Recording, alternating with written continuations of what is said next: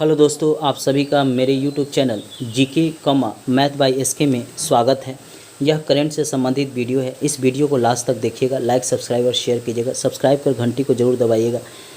Facebook, WhatsApp, Instagram पर भी इसे शेयर कीजिएगा, दोस्तों के पास भी इसे शेयर कीजिएगा। प्रश्न है, एक नई प्रजाति की मछली सीजोथोरैक्स सिकुसरुमेनसिस किस राज्य में मिला है? अरुणाचल प्रदेश में यह मिला है। अभी यह चर्चा में है, इसलिए कोई भी एग्ज़ाम हो, चाहे वो बीपीएससी हो, यूपीएससी हो, एसएससी हो, बैंकिंग हो, रेलवे हो, सीटेट हो, नेट हो, सभी में यह पूछा जा सकता है। अगला प्रश्न है, किस देश ने नस्ली और असमानता मामलों से निपटने के लिए आयोग की घोषणा की है?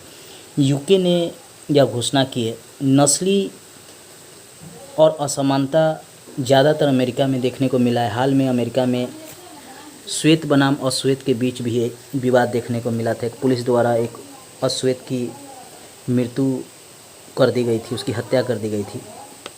इसलिए ब्रिटेन ने भी अपने यहाँ एक आयोग का गठन किया है ताकि नस्ली और असमानता मामलों को दूर किया जा सके। अगला प्रश्न है, खादी एवं ग्रामोद्योग आयोग द्वारा महाराष्ट्र में किस का उत्पादन करने की परियोजना शुरू की गई है? नीरा और ताड़गुड़।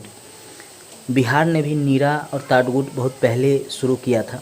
अब जो है महाराष्ट्र में भी नीरा और ताड़गुड़ उत्पाद की परियोजना शुरू की गई है।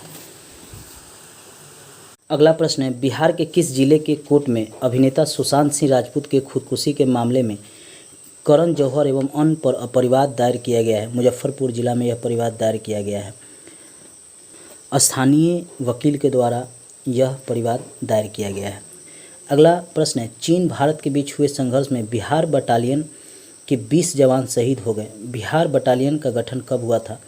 15 सितंबर 1941 में इसका गठन किया गया था। अंग्रेज़ों के समय ही इसका गठन किया गया था।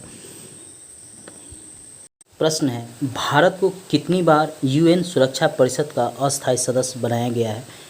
8वीं बार बनाया गया है भारत को। भारत 2021-22 में 8वीं बार चुना गया है। यूएनओ में अस्थायी सदस्य हैं रसिया, चाइना, अमेरिका, फ्रांस, ब्रिटेन। अगला प्रश्न है, चीनी सेना ने खूनी झड़प के बाद सरकार ने आर्मी, नेवी और एयरफोर्स की तैनाती किस जगह बढ़ा दी है? एलएसी और हिंद महासागर में बढ़ा दी गई है। कारण है कि चाइना हमेशा ही जो बॉर्डर पे है वह इस तरह के कार्य कर रहा है कि भारत सरकार को अब इनकी तैनाती करना मजबूरी हो गया है, क्योंकि हमें अपनी सीमा की सुरक्षा भी करना अति आवश्यक है। एक बात और हम कहेंगे कि भारत को अपने हथियार क्षमता को बढ़ाना चाहिए। हमें देसी हथियार पे जोर देना चाहिए, विदेशी हथियार के जगह पे। आपको याद होगा, अगर आप हिस्ट्री के स्टूडेंट होंगे, तो हिटलर ने छोटे छोटे हवाई जहाज़ बनाया था और उसमें बम रखकर वह दूसरे देशों पर हमला करता था और वह क्लस्टर बम होता था और वह एक साथ हज़ारों हेलीकॉप्टर को, हवाई जहाज़ को उड़ाता था और 1 से 2 घंटे में किसी भी देश को जीत लेता था। इसी तरह हमें जो है हवाई क्षमता बहुत तेज़ी से विकास करना चाहिए और आर्मी को जो हथियार चाहिए आधुनिक, लेजर गन हुआ, चाहे इस तरह के आधुनिक, उनको देना चाहिए ताकि हम चीनी सेना का सामना आसानी से कर सकें। और अब हमारे पास परमाणु शक्ति भी है, हम परमाणु संपन्न हैं, इसलिए अब डरने की ज़रूरत नहीं है। चीन ने ग्लोबल टाइम्स में यह धमकी दिया है कि पाकिस्तान, नेपाल भी हमारे साथ आ जाएगा। तो ये तो पहले से ही पाकिस्तान भारत का विरोधी है। नेपाल भी इधर चीन के उकसाने पर कार्य कर रहा है, तो हमें डरना नहीं चाहिए। नेपाल की क्या औकात है यह हम जानते हैं और पाकिस्तान की भी क्या औकात है हम जानते हैं। कई सालों से वह लड़ रहा है। अब चाइना ने नया लेह क्षेत्र में युद्ध शुरू किया है, तो हमें इसका डटकर मुकाबला करना चाहिए। हम सभी भारतीय प्रधानमंत्री मोदी जी के साथ हैं और कंधा से कंधा मिलाकर इस चीनी सेना का सामना करेंगे, चाइना का सामना करेंगे। हमने चाइनीज़ सामान को लेना बंद कर दिया है। आप लोगों से भी अपील है कि चीन के जितने भी सामान हैं, चाहे वह कितना भी सस्ता क्यों ना है, उसे नहीं खरीदिए।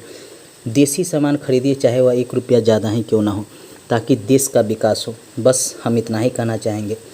अगला प्रश्न है, सरकार ने कौन सा हाईवे आम लोगों के लिए चीन भारत के बीच खूनी झड़प के बाद बंद कर दिया है। श्रीनगर और लेह हाईवे को बंद कर दिया गया है, चूँकि यहाँ मूवमेंट जो है बढ़ गया है सेना का, और यह करना अति आवश्यक था। अगला प्रश्न है, किस राज्य सरकार ने 18 जून को मास्क दिवस के रूप में मनाया है? कर्नाटक सरकार ने मास्क दिवस के रूप में मनाया है ताकि कोविड-19 के कारण लोगों में जागरूकता फैलाया जा सके और मास्क और सैनिटाइजर को बढ़ावा दिया जा सके, ताकि इसका उपयोग कर लोग कोरोना वायरस से बच सके। अगला प्रश्न है, दिव्यांगजनों के लिए समग्र क्षेत्रीय केंद्र का उद्घाटन कहाँ किया गया?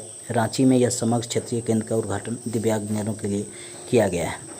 अगला प्रश्न है, IMD के विश्व प्रतिस्पर्धात्मक सूचकांक में कौन शीर्ष पर है? सिंगापुर शीर्ष पर है, दूसरे स्थान पर डेनमार्क है और तीसरे स्थान पर स्विट्जरलैंड है। भारत का स्थान 43वां है, याद रखिएगा।